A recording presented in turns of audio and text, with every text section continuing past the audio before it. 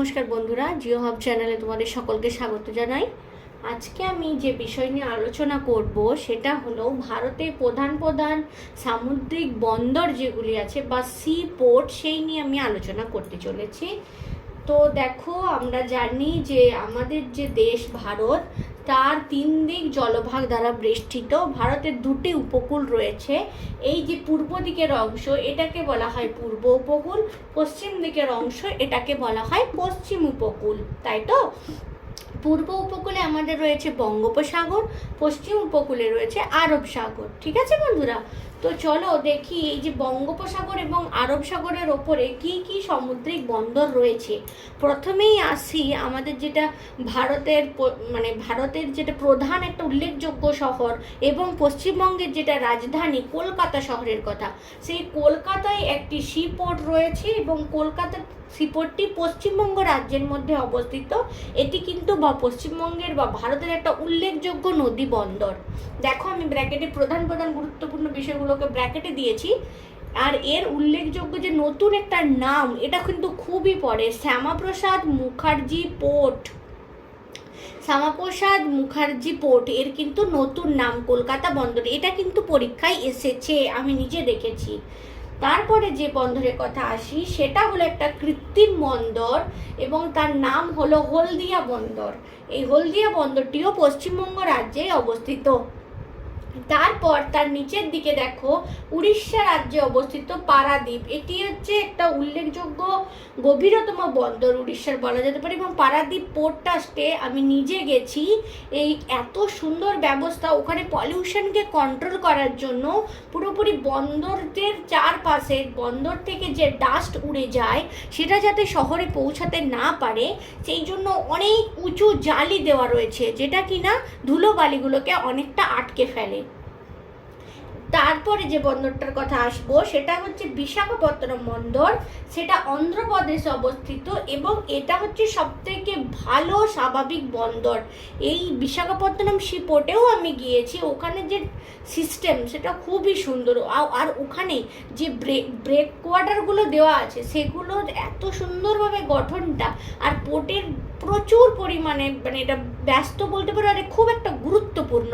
এই পোর্টের উপর অনেক মানুষের জীবিকা নির্ভর করছে। আমরা নিজে সেখানে গিয়ে সার্ভে করেছি। তো এরপরে যে বন্দরের কথা আসি সেটা হলো এন্নোর বন্দর। সেটা কিন্তু তামিলনাড়ুতে অবস্থিত। দেখো, তামিলনাড়ুর এন্নোরে এটা কিন্তু একটি কর্পোরেট এবং এটি প্রথম কর্পোরেট বন্দর বলা চলে। এখানে ব্যবসা বাণিজ্য শুধু ব্যবসা বাণিজ্য পারপাসই কর্পোরেট যেটাকে বলা হয়। তারপরে যে বন্দরের কথা আসবো সেটা হচ্ছে ভারতের সবথেকে প্রাচীনতম আর্টিফিশিয়াল বন্দর। সেটা হলো চেন্নাই। চেন্নাই কিন্তু দক্ষিণ ভারতেরও সবথেকে বৃহত্তম বন্দর। পুরো দক্ষিণ ভারতের বৃহত্তম বন্দর কিন্তু এই চেন্নাই। এটা কোথায়? তামিলনাড়ুতে অবস্থিত। ভারতের প্রাচীন বন্দর এবং দক্ষিণ ভারতের সবথেকে বৃহত্তম বন্দর। এবার দেখো, তুতিকোরিন বা নিউ তুতিকোরিন যে সামুদ্রিক বন্দর রয়েছে তামিলনাড়ুতে, এটা কিন্তু গভীরতম একটা উল্লেখযোগ্য সমুদ্র বন্দর বলা যায়।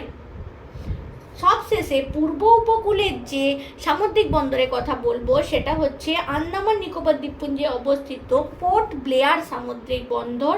সেটা কিন্তু নবীনতম একদম সামুদ্রিক বন্দর। এটা 2010 সাল থেকে কিন্তু স্টার্ট হয়েছে। যদি বলে ভারতের নবীনতম সামুদ্রিক বন্দর কোনটা, তারও উত্তর কিন্তু এই আন্দামান নিকোবর দ্বীপপুঞ্জের পোর্ট ব্লেয়ারই হবে। তাহলে বন্ধুরা, পূর্ব দিকের উপকূলের সমস্ত সামুদ্রিক বন্দর যেগুলো খুবই গুরুত্বপূর্ণ সেগুলো আমি কিন্তু কমপ্লিট করলাম। এরপরে দেখে নেব পশ্চিম উপকূল বরাবর কি কি সামুদ্রিক বন্দর রয়েছে। পশ্চিম উপকূলের যে প্রধান সামুদ্রিক বন্দর রয়েছে সেটা হলো কান্ডালা। কান্ডালা কোথায় অবস্থিত? গুজরাট রাজ্যে অবস্থিত। আর এটির উল্লেখযোগ্য বৈশিষ্ট্য হচ্ছে এটা ট্যাক্স ফ্রি বা শুল্ক মুক্ত বন্দর। কান্ডালা বন্দরের একটা নতুন নাম, সেটা হচ্ছে দীনদয়াল পোর্ট ট্রাস্ট। বন্ধুরা, তোমরা এগুলো অবশ্যই নোট করো। আমি দেখো শর্ট ফর্মে লিখেছি দীনদয়াল পোর্ট ট্রাস্ট বা দীনদয়াল পোর্ট। খুবই গুরুত্বপূর্ণ, কান্ডালা গুজরাটের। তারপর দেখো যে কথা আছে সেটা হচ্ছে মুম্বাই। মুম্বাই কিন্তু ভারতের খুব গুরুত্বপূর্ণ অর্থাৎ বৃহত্তম বন্দর। দক্ষিণ ভারতের বৃহত্তম কিন্তু চেন্নাই, কিন্তু সারা ভারতের বৃহত্তম বললে কিন্তু মুম্বাই হলো। মুম্বাই কোথায় অবস্থিত? মহারাষ্ট্র রাজ্যে অবস্থিত। এরপর যেটা নতুন হয়েছে একটা উল্লেখযোগ্য পোস্ট, সেটা হলো নবসেবা পোর্ট। এটা কিন্তু মহারাষ্ট্রে অবস্থিত, আর এটি উল্লেখযোগ্য যে গুরুত্বপূর্ণ বৈশিষ্ট্য হলো এটি হাইটেক বন্দর।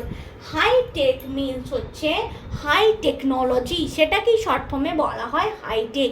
এখানের যে পোর্টের যে ইনফ্রাস্ট্রাকচারটা সেটা একদম টেকনোলজি ইউজ করে বানানো হয়েছে, হাই টেকনোলজি।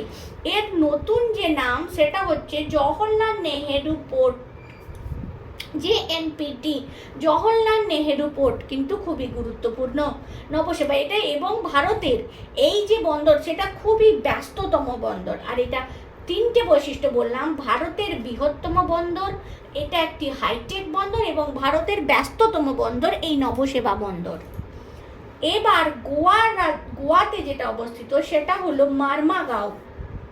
মারমাগাঁও যে প্রধান সামুদ্রিক বন্দরটি রয়েছে সেটা মূলত লোহা রপ্তানিকারক বন্দর। বন্ধুরা, আমরা জানি যে আয়রন সেটাও আমাদের দেশ থেকে বাইরে যায়, রপ্তানি হয়, সেই রপ্তানি করা হয় এই মূলত গোয়ার এই মারমাগাঁও পোর্ট দিয়েই, সি পোর্ট দিয়েই। তারপরে আসি ম্যাঙ্গালোরের কথা, বা নিউ ম্যাঙ্গালোর, যেটা কর্ণাটক রাজ্যে অবস্থিত। সেটা কিন্তু কফি রপ্তানি বন্দর। আমরা জানি দক্ষিণ ভারতের এই অঞ্চলে উল্লেখযোগ্য ভালো উৎকৃষ্ট মানের কফি হয়ে থাকে, মানে কফি প্রোডাকশন হয়ে থাকে, এবং সেই কফি বিদেশে রপ্তানি হয়ে যায় এই ম্যাঙ্গালোরের মাধ্যমে বা নিউ ম্যাঙ্গালোর সি পোর্টের মাধ্যমে। এবং সব থেকে শেষে যে পোর্টের কথা বলবো সেটাকে বলা হয় আরব সাগরের রানী, এটা হলো কোচি সি পোর্ট। এবং এটাও দিয়েও কিন্তু সুন্দরভাবে ব্যবসা বাণিজ্য চলে। এর উল্লেখযোগ্য যে বৈশিষ্ট্য কোচি, এটা পরীক্ষায় পড়ে আরব সাগরের রানী কোন বন্দরকে বলা হয়, সেটা হলো কোচি। তাহলে বন্ধুরা, আমরা দেখে নিলাম ভারতের পূর্ব উপকূলে এবং পশ্চিম উপকূলে কোন কোন প্রধান সামুদ্রিক বন্দর গড়ে উঠেছে। আরও একটা কথা আমি এর মধ্যে বলে রাখি, দেখো আমি ক্রস চিহ্ন দিয়ে দেখিয়েছি, এই যে পোর্টগুলো আছে না, সেই পোর্টগুলো কিন্তু কৃত্রিম বা আর্টিফিশিয়াল। হলদিয়া আছে, চেন্নাই আছে, তুতিকোরিন আছে, ম্যাঙ্গালোর আছে, এগুলো কিন্তু আর্টিফিশিয়ালিভাবে বানানো হয়েছে।